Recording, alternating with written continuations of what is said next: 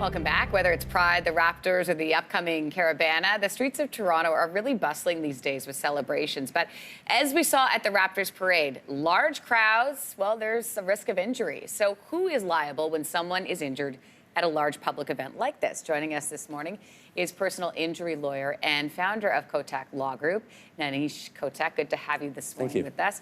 Let's specifically take a look at this Raptors parade, because I was there, and there were points where I was going, I don't know how this is going to go. And of course, ultimately, we know how that went. MLSE was the organizer of the parade. The city itself was responsible for much of the logistics, including policing and security. So when an injury happens at an event like this, which there were many injuries, right, who is liable? Right. In this situation, you'd have both entities, the MLSE as the organizer, and the city is really the occupier of the lands for where the parade took place.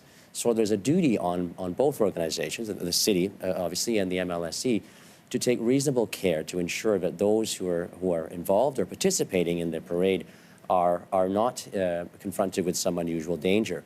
And we really have to look at this year's event. I mean, it was a fantastic event, of course, but there were some serious concerns that are going to have to be looked at next time around. I sort of look at this as maybe it's what could have happened. And it could have been a lot worse. You know, we have a situation where there aren't enough barricades, so people are spilling onto the streets. Now, it's not a demonstration. You can't really control them as much as you would in a demonstration. But that obviously led to the 3.5-hour delay, a bottleneck at Nathan Phillips Square, where there's lack of water and lack of toilet facilities. There could have been way more injuries than we saw, in fact. And so in terms of who would be responsible, it definitely would be the city and the MLSE for not foreseeing what could occur if the event is not planned right. How hard would it be to successfully argue that a municipality, for example, caused injury by failing to organize it properly? How tough is that climb? Sure, it's not just organizing it, it's making sure that the conditions in which the parade takes place are safe.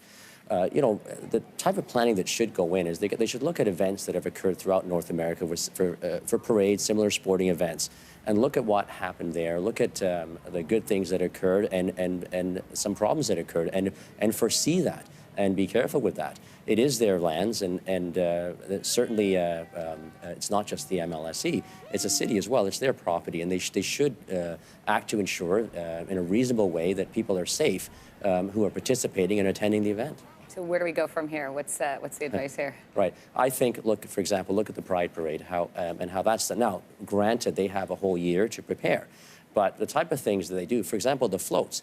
Each float at the Pride Parade, first of all, needs permission. Then they have $2 million of liability insurance for the float owner, in addition to an extra $2 million for the Pride organizers.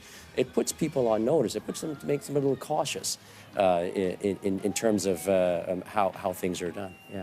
Nanish, thank you so much for coming in today. This is hopefully not the only celebration we'll see anytime soon. Hopefully we'll be in the same position next year and a little bit more organized, perhaps. We'll see. Go Raptors, go. Go Raptors, go. Thank you. Thanks so much.